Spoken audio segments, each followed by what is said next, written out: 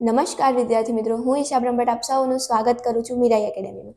મિત્રો, આજના લેક્ચરમાં આપણે જોવાના છે રીઝનિંગની અંદર ક્રમ કસોટી, કે જેને ઇંગ્લિશમાં આપણે કહેતા હોઈએ છીએ ઓર્ડર એન્ડ રેન્કિંગ. જેના ક્વેશ્ચન તમારી એક્ઝામમાં બહુ જ ખાસ છે અને આમાંથી વિવિધ ટાઈપના ક્વેશ્ચન પૂછાતા હોય છે. આજે આપણે એકદમ બેઝિકથી સમજશું કે ક્રમ કસોટીને કેવી રીતે સોલ્વ કરાય છે, આમાંથી કેવા ટાઈપ્સના ક્વેશ્ચન પૂછાય છે અને એકદમ બેઝિકથી આપણે આજે જોવાના છે. અને મિત્રો, આપણી ચેનલ પોલીસ ભરતીની અંદર પીએસઆઈ અને કોન્સ્ટેબલની તૈયારી કરાવી રહી છે. તો જો હજુ સુધી તમે ચેનલને સબસ્ક્રાઇબ ના કરી હોય તો કરી લેજો અને બેલ આઇકન પ્રેસ કરી લેજો, જેથી નવા વિડીયોની અપડેટ્સ તમને મળતી રહે. તો ક્રમ કસોટીની અંદર આપણે એકદમ બેઝિક જોઈએ તો એમાં શું આપેલું હોય છે કે ક્રમ કસોટીમાં વ્યક્તિઓ કે વસ્તુ ક્રમમાં એક સીધી લાઈનમાં હશે, જેમાં તેનો ડાબે કે જમણે બાજુથી ક્રમ શોધવાનો હશે. ફોર એક્ઝામ્પલ, તમને આવી રીતે એક હરોળ આપેલી હશે અને એમ કીધું હશે કે એક વ્યક્તિ છે જેનો ડાબી બાજુથી ક્રમ 7મો છે અને તે જ વ્યક્તિનો જમણી બાજુથી ક્રમ છે 13મો છે. તો હરોળમાં કુલ કેટલા વ્યક્તિઓ હશે એ શોધવાનું હશે.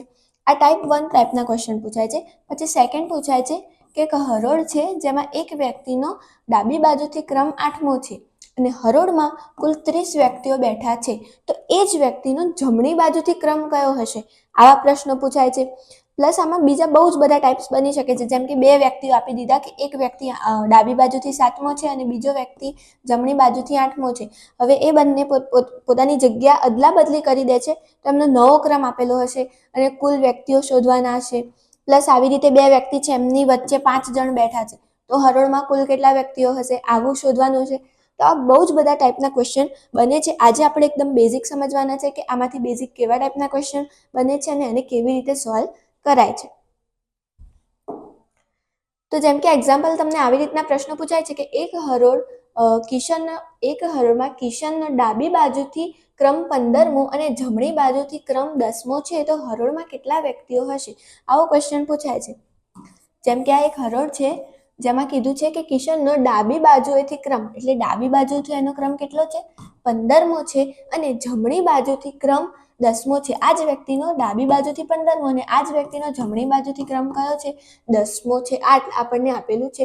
તો હરોળમાં કેટલા વ્યક્તિઓ, કુલ વ્યક્તિઓ આપણને શોધવાના છે. તો આપણને ખબર છે કે આ જે વ્યક્તિ છે એના આ સાઈડ 15મો ક્રમ છે ડાબી બાજુથી, તો એની આ સાઈડ કેટલા લોકો બેઠા હશે? 14 લોકો બેઠા હશે. કેમ કે અહીંયા 14 લોકો બેઠા હશે ત્યારે જ તો એનો ક્રમ 15મો આવશે.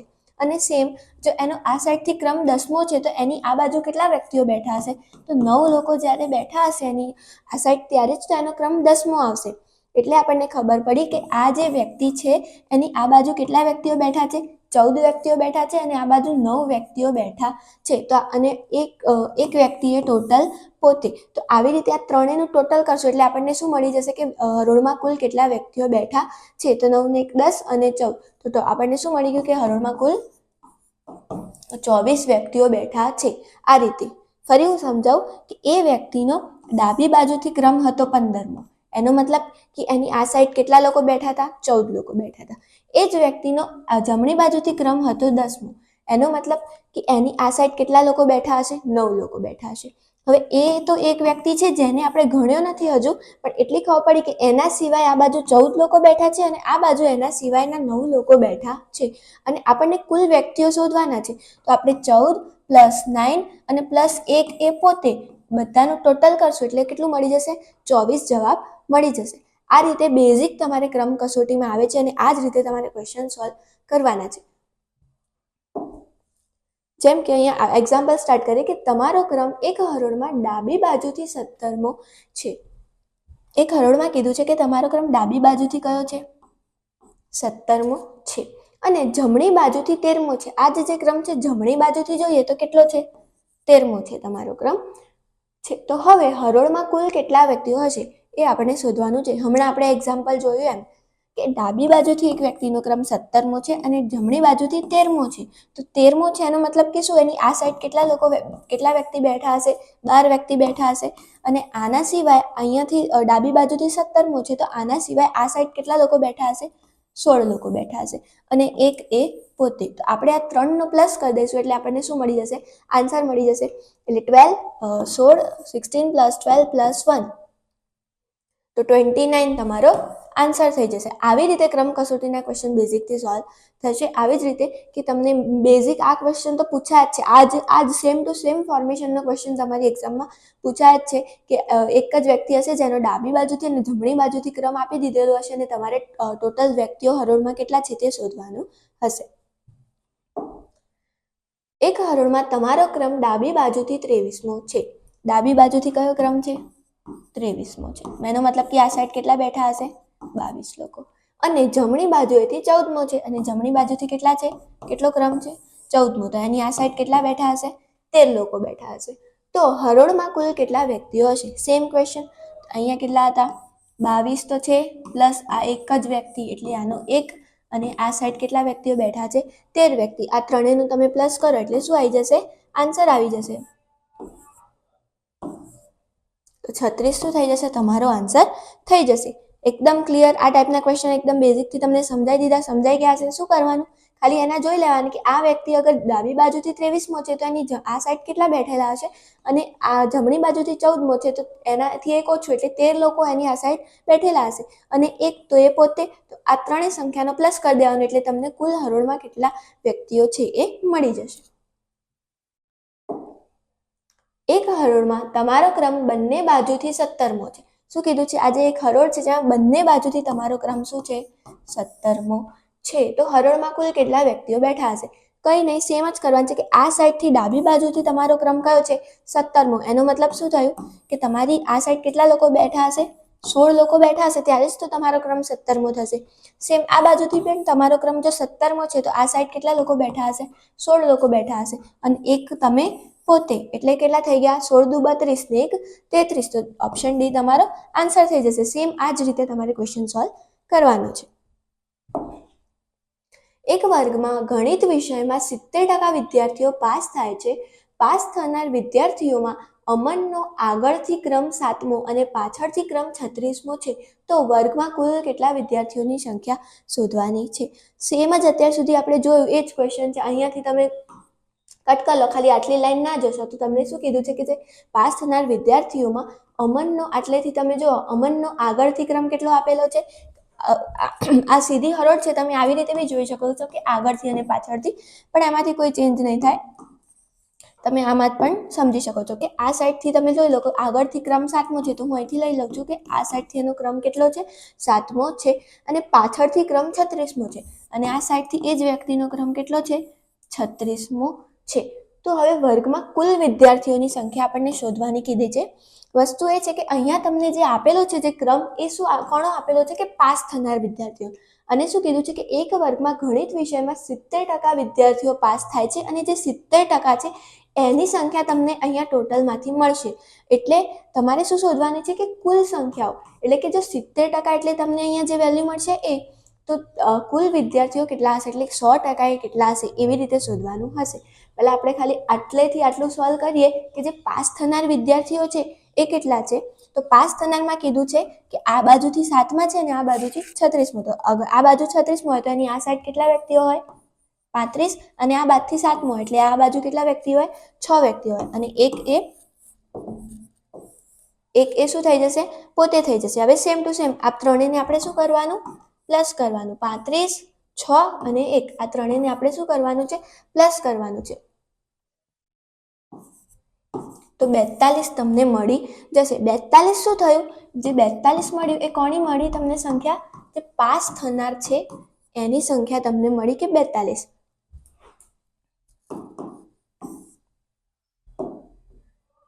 કેટલી મળી હતી? પાસ થનાર સંખ્યા, પાસ થનાર વ્યક્તિઓ કેટલા છે? 42 છે. હવે સાંભળજો, હવે કીધું છે કે એક વર્ગમાં જે ગણિત વિષયમાં 70% વિદ્યાર્થીઓ પાસ થાય છે અને જે પાસ થનારની સંખ્યા, એટલે કે અહીંયાથી તો આપણને જવાબ મળી ગયો કે પાસ થનાર કેટલા હતા? 70% હતા, જેની સંખ્યા આપણને શું મળી ગઈ? 42 મળી ગઈ. અને આપણને શોધવાનું છે કે કુલ વિદ્યાર્થીઓની સંખ્યા કેટલી છે. એટલે ડાયરેક્ટ તમે આવી રીતે લખવાનું કે જે 70% છે એની વેલ્યુ આપણને કેટલી મળી? 42. તો આપણે શું શોધવાનું છે? કુલ વિદ્યાર્થી. કુલ વિદ્યાર્થી એટલે કેટલું થાય? 100%. 100%ની વેલ્યુ કેટલી હશે? હવે સિમ્પ્લિફિકેશન કરતા તો તમને આવડે જ છે. આ શું થશે? ક્રોસમાં મલ્ટીપ્લાય, મતલબ કે 100% તો એમ બી કટ થઈ જશે, ગુણ્યા 42 અને ભાગ્યા 70. તો હવે આ શું થઈ ગયું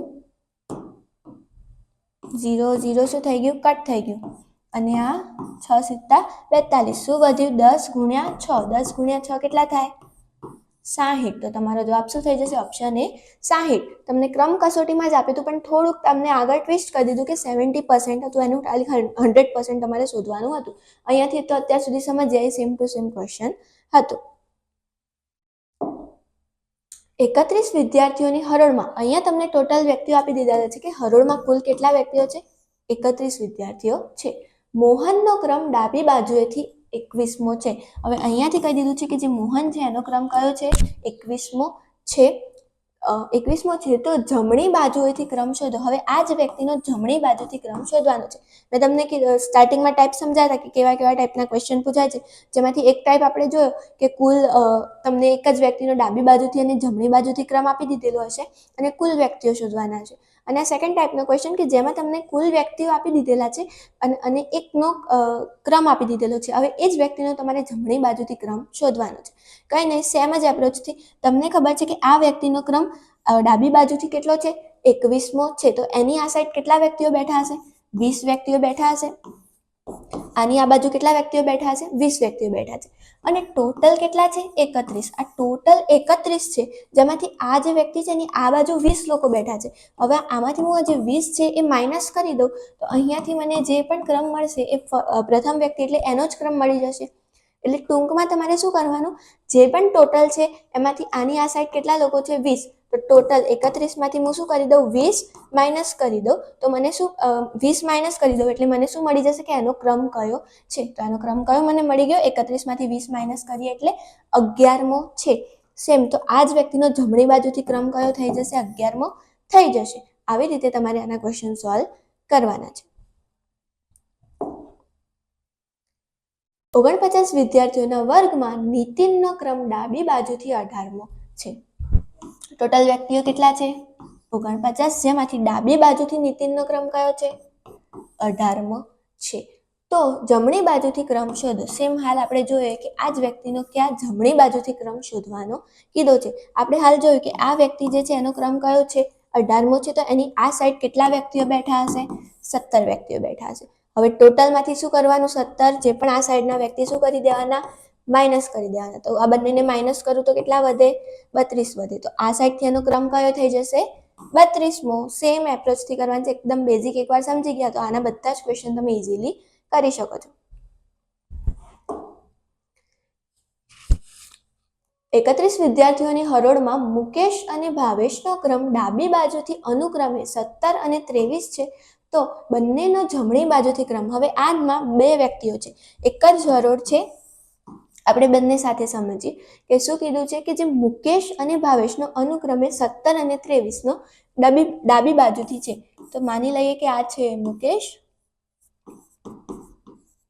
અને આ છે ભાવેશ. તો મુકેશનો ક્રમ કયો છે 17મો. ડાબી બાજુથી આ કયા ક્રમે આવે છે 17મા ક્રમે આવે છે. અને ભાવેશનો કયો ક્રમ છે આ ડાબી બાજુથી જ 23મો ક્રમ છે. આપણે માની લઈએ.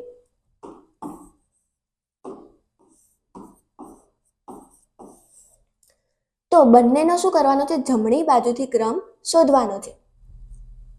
અને આપણને ખબર છે કે 31 વિદ્યાર્થીઓ હરોળમાં છે. બંનેમાં આ હરોળ એક જ છે. મેં તમને સમજાવવા માટે ખાલી જુદી જુદી કીધી છે.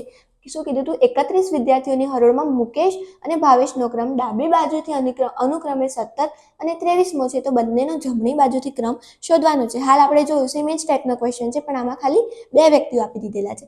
તો હવે સેમ રીતે કે અહીંયા 31 વ્યક્તિઓ છે જેમાંથી મુકેશનો ક્રમ 17મો છે. તો એની આ સાઈડ કેટલા વ્યક્તિઓ બેઠા હશે 16 વ્યક્તિઓ બેઠા હશે. અને સેમ આપણે જોયું કે 31માંથી શું કરી દેવાનું 16 માઇનસ કરી દઈશ તો મને કોનો ક્રમ મળી જશે મુકેશનો જમણી બાજુથી ક્રમ મળી જશે. અને સેમ આ રીતે આનો ક્રમ છે 23 મતલબ કે એની આ બાજુ કેટલા વ્યક્તિઓ બેઠા છે 22 વ્યક્તિઓ. અને ટોટલમાંથી હું 22 માઇનસ કરી દઈશ એટલે મને શું મળશે આ જ વ્યક્તિ એટલે કે ભાવેશનો મને જમણી બાજુથી ક્રમ મળી જશે. હવે સેમ શું કહેવાય 31માંથી 22 માઇનસ કરો તમે એટલે કેટલો મળશે 9મો. અને 31માંથી 16 માઇનસ કરો તમે 15મો. તો જવાબ શું થઈ જશે 15મો અને 9મો શું કહેવાય અનુક્રમે આપ્યા હતા કે બંનેના અનુક્રમે 17 અને 23 છે. તો કયો થઈ ગયો?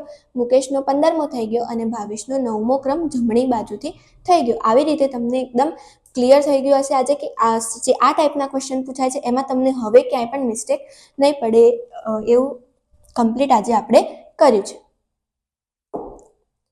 હવે આ એક ક્વેશ્ચન છે જે હું તમને બધાને હોમવર્કમાં આપું છું. આજે આપણે એકદમ ક્લિયર કર્યું છે કે બેઝિકથી આને કેવી રીતે સોલ્વ કરાય છે. ને સેમ એપ્રોચથી તમારે આ ક્વેશ્ચન સોલ્વ કરીને આનો આન્સર તમારે બધાએ મને કોમેન્ટ સેક્શનમાં આપવાનો છે.